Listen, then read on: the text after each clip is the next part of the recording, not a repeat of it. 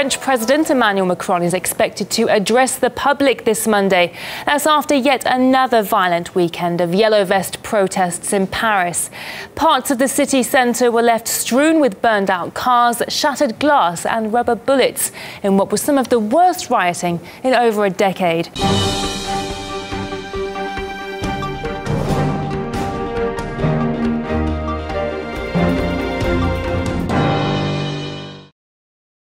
Unfortunately, that is the current situation that has been going on for the last 4 weeks now in France. So yes, today we are going to talk about France, Vive la France, and the Paris Yellow Vest movement, and now what's moved into more countries, might actually be taking over here a little bit throughout Europe and the EU zone. And this will be kind of the primer to a Brexit video that I've got coming out very soon as well. But I wanted to shoot this video for many reasons, but one of the biggest reasons is that I think a lot of people aren't getting the full message in terms of what this is all about, and mainstream media in the United States has done a really good job at making this seem like it's this small deal. It's nothing big. It's just a bunch of people that are, you know, mad about this fossil fuel tax that was put on for climate control, and this is just France, and this is just what they do. I'm here to tell you that it seems like that is not the case at all. So going back to this post, which was posted by Nicholas Taleb, or Nassim Nicholas Taleb, he's the guy who wrote Anti-Fragile. He's a best-selling author. He's has some amazing books out, but he posted this back on the 8th. And this is the original breakdown of what they want and what this is all about. And I don't speak French, so I'm just taking 100% at face value what he translates this to, okay? And I'm sure that there are some things that we completely are missing on this too that I can't translate. But overall, this has been public since the beginning, and what's interesting is that I don't know of any news sites that has published this and consistently talked about, like, well, this is what they want. They want to be free of Brexit. They want no more GMOs. They want smaller banks. They want to ban lobbying. They want to remove foreign intervention. They want diversification in media. It's like, we aren't hearing that though, are we? We're not at all.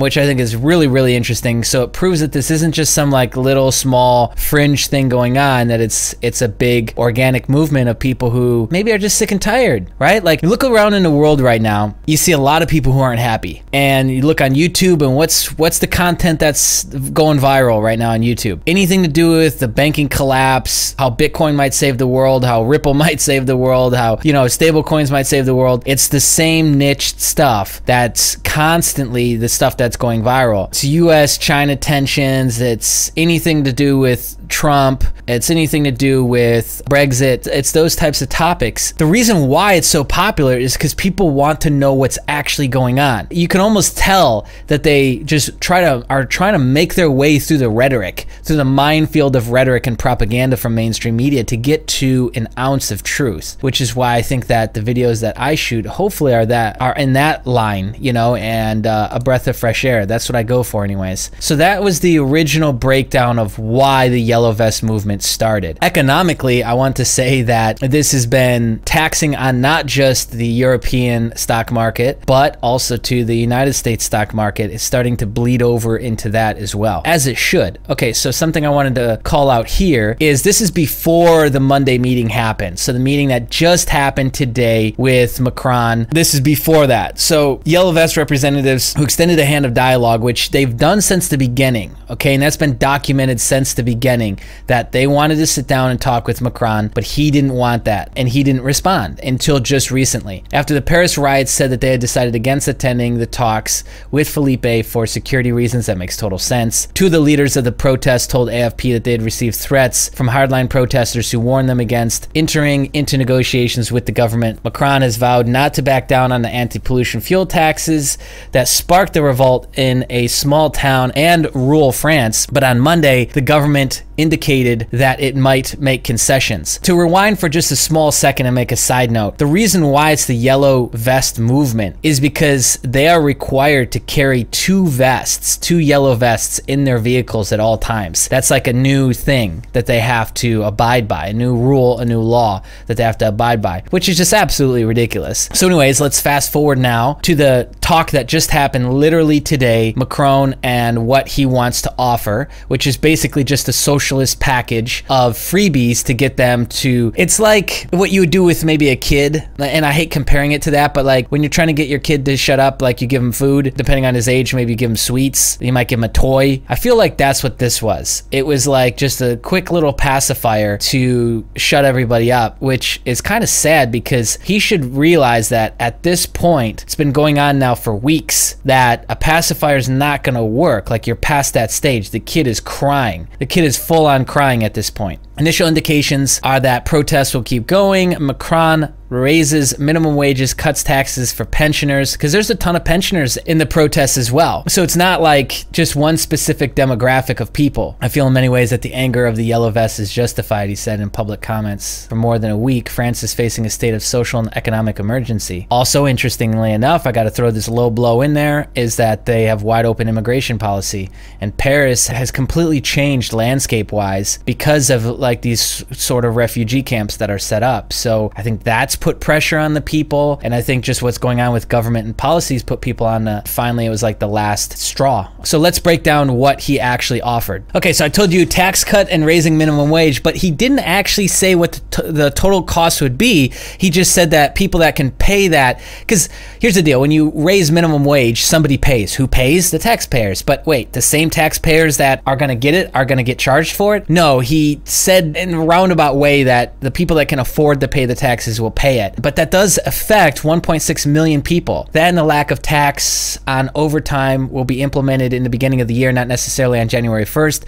So there wasn't really specific deadlines or specific costs given, more like just kind of general. The French budget deficit was already projected to reach 2.8% next year, close to the 3% limit imposed on countries in the EU zone. At that forecast came before the government retreated on the fuel tax hike planned for next year, and the unrest dented growth. Right, because there's cleanup for the unrest, and then there's cops and wages and extra wages and hospital bills. There was over 400 people arrested just the other day alone. The additional spending may put European officials in an awkward spot as they try to force Italy to deliver deficit of less than 2%. The €100 boost in minimum wage represents a regrouping of all future increases that states had planned from January until October of 2021. Fairly vague. Some of the comments coming in so far is that it's throwing sand in their eyes, throwing sand in their face, and that they're not buying it. Let's now take a look at what's actually happened on the ground. Gosh, there's so much to cover. Look at this. I'll show you guys quickly 3 or 4 threads, but we have a few that have gone viral in just like the last day, and one was the handicap,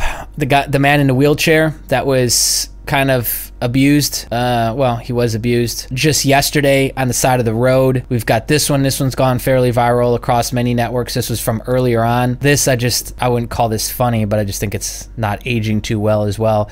Regeneration, Europe's Savior, both published in The Economist. To play devil's advocate, they've also posted some truths, next French Revolution. Yeah, I mean, there's always two sides to this, right? What happened yesterday is things got really violent. They tear gassed the protesters, and then 400 people were arrested. Some of the cops were even, there's a video that's viral that's floating around. I couldn't find it.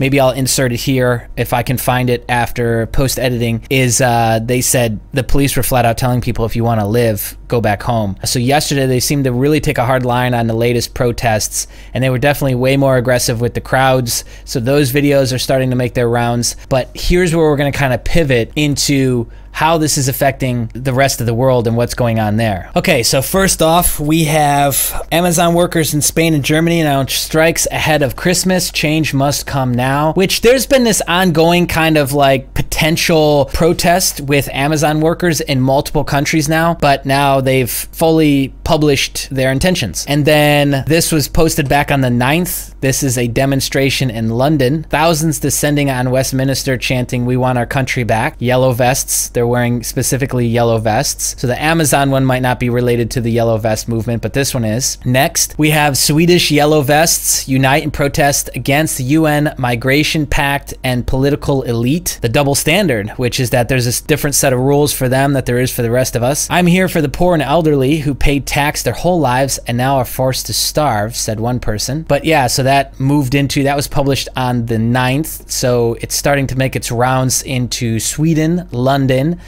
possibly Spain on the Amazon front. But we got one more. Yellow vest protests attack EU Parliament building in Brussels, Belgium. So it seems to be this united European movement that if this thing doesn't get handled and handled quickly, it could quickly spread into other countries. Now, the one piece I'm not going to bring up is that there's also protests that have been going on in Thailand. It's just there's so little information I've been able to find so far. I don't know if it's relevant to talk about in this same conversation. But if you want, you can go ahead and check that out for yourself. But yeah, there's protests happening in Thailand as well. I don't know if it's related to this or something similar at this point. Now, what I want to end with is just Macron in general and his demeanor. I think he's kind of a strange guy. He's either got an overly alpha complex where he wants to be like the coolest guy or the most alpha, or he's got, for lack of better words, small man syndrome, which is where really short people attempt to like do weird shit to make themselves feel bigger. I don't know. It's kind of like the guy who has a small dick and he drives a big truck, right? Remember that, like in school? Well, there's truth to that, right? There's different psychological complexes, and sometimes it does affect people that are shorter in height because they feel inadequate and they have insecurity about it. But remember this image floated around for the infamous handshake that left literally an imprint on Donald Trump's hand when they shook hands. But where I'll leave you with is something that's way more awkward and a little bit more funny. Is I'm about to roll a video clip of literally a 30-second handshake where Macron would not let go of President Trump's hand, and we'll end it there. But I'd love to hear your thoughts on what's going on with France. If you're from France, in Paris, living there right now, I'd love to hear your thoughts in the comments section, or if you just want to add to the conversation, absolutely love it and appreciate it like always.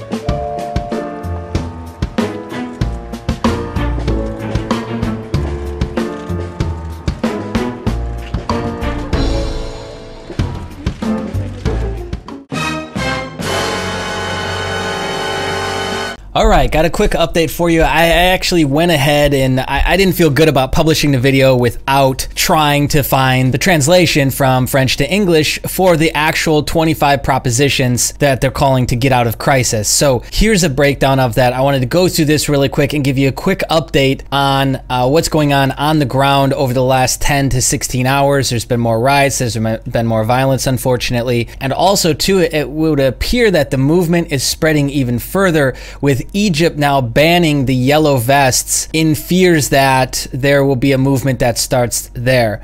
We had some more people join the movement in France over the last day. High school kids all the way up to college students took to the streets. But anyways, let's just quickly go through this. Pillar 1 is economy and work, general state, taxation, constitution and possibility for the state to collect more than 25% of the citizens' wealth, increase immediately the minimum wage, pensions, and social minima by 40%. Which this is some of the kind of the socialist candy that Macron was handing out the other day, which apparently didn't do much because nobody was really impressed by what he had to offer. Massive hiring of civil servants to restore the quality of public services before the RGPP, stations, hospitals, schools, post offices. Plan to build 5 million low-rent housing units to lower rents, land, and revitalize the economy through hiring, severely punish the prefects and mayors who leave homeless people sleeping outside. So again, like, I hope you're starting to see that, one, these aren't outlandish, ridiculous claims that we've seen in protests before all over the world that are outlandish and just don't really logically make sense. A lot of this does make logical sense. If you're not living in Paris, then chances are you have no clue what the homeless situation has been there, which has been going out of control because they have an open immigration policy. So more and more people sleeping in the streets and more people without a plan, which increases violence. Okay. Banks, make them smaller in order to protect themselves from crisis. Break monopolies, separate the speculative deposit, and prohibit public bailout. They had a public bailout, and apparently nobody got hired. I'll show you that in just a second. Cancel the debt. There is no need for this. It has already been reimbursed several times. This is true. They had a bank bailout, yet the bank balance sheets never went away, never lessened, and guess who gets caught holding the bag? The taxpayers. Taxpayers always pay for the bank bailouts. Remember this, guys. policy. Big thing here is just free exit. Exit from the EU in order to regain our political, monetary, and economic sovereignty. That doesn't sound too out of line, does it? Tax evasions. Recover the 80 billion euro abandoned by the state every year at the CAC 40. I don't know what that is. I'll have to look into that immediately. Immediate shutdown of privatization and recover public property, motorways, airports, cars, parks, train system, etc. What else do we have there? No, that's it. We talked about lobbying already and lobbyists. We got Justice Media, quadruple its budget to limit the duration of law proceedings, simplify and make justice free and accessible to all media, break monopolies and political media cronyism. I mean, these are all things that actually the whole world right now, I think, is seeing, realizing, and getting sick of, right? Getting a little bit sick of it, especially in America. Okay. Health, ecology, plastics, cut down on plastics, extend the manufacturer's guarantees to 10 years minimum by ensuring the presence of spare parts. I mean, this is like basic stuff. Weaken their pharmaceutical companies, weaken their influence. Agricultural, ban GMOs, pesticides, endocrine disruptors, monoculture. This is all basic stuff. And in geopolitical, what was something I wanted to see there? Immigration, to prevent migratory flows that cannot be accommodated without integrating given the civilization crisis we are experiencing. So again, if you haven't been up to date on this, you had no clue this was even a problem, but the immigration policy is allowing too many people to come into a system that can't accommodate it. So it's not about shut it off, like on or off, black and white. It's more like the policy itself is only broken from the sense that they're allowing too much at one time without the infrastructure to be there for accommodation. And in foreign policy, scrupulous respect for international law and signed commitments. Interesting there. So accountability, right? Which should be a basic. And also last one here, NATO, leave NATO. There you have it. There's the full breakdown in English in case you guys haven't seen that or not up to date on what the Yellow Vest movement actually means. So here's recent protests, school students march, and then the next one I wanted to show you is a couple of videos going viral. This one, unfortunately, she's getting dragged by her jacket. I hope that's her jacket, not her hair. There's also the other one of the handicapped gentleman that was in a wheelchair. That one's kind of going viral. So this is all 10 to 16 hours ago. So this is getting bigger. We have universities and high school students now getting involved. And I just wanted to spend a couple minutes and share with you these two posts that are starting to get spread around. We're protesting to be able to live decently. We're protesting because we want taxes to be applied equally to everyone. We're protesting because 10 years ago, we put $400 billion to save the banks. Remember the bank bailout? We did the same thing in the United States. And last year, the government voted a pact with big companies saying we reduce your charges by $40 billion, but you hire 1 million people. They cash in and didn't hire a single person. That's probably true in the United States. I haven't looked into that. Okay, next, here's another take on it. This is from actual reporting in the streets. I think this is so important because what you're getting in mainstream media is just not adding up to what's actually the reason and the driving force behind this. This isn't just France being France and the French protest everything. No, that's the propaganda that's being spread around. From and anon. My wife is French and in France and said there is a misunderstanding of the Yellow Vest movement. She said, I'm seeing a lot of wrong information, so I prefer to explain a bit better. It is not just the tax on fuel. It is mostly the Macron government cut the retirement paycheck for everybody, including my parents. And they increased gas and electric bills in all homes. All taxes increased, property taxes, habitation, city taxes, income taxes, etc., and cut the taxes for the ultra rich. Macron does not care for the ecology. He did not increase gas tax to protect the earth, but to make more money. One of the best French environmental activists, Nicolas Hulot, was ecology minister under Macron, but he resigned because it was impossible to do anything sincerely for the government in the Macron government. Also, fuel was already over the equivalent of $5 per gallon with high taxes, and most people already drive very small cars. Increasing the tax is very regressive, hits the poor the hardest. They can't get to work. Another approach to ending oil addiction is needed.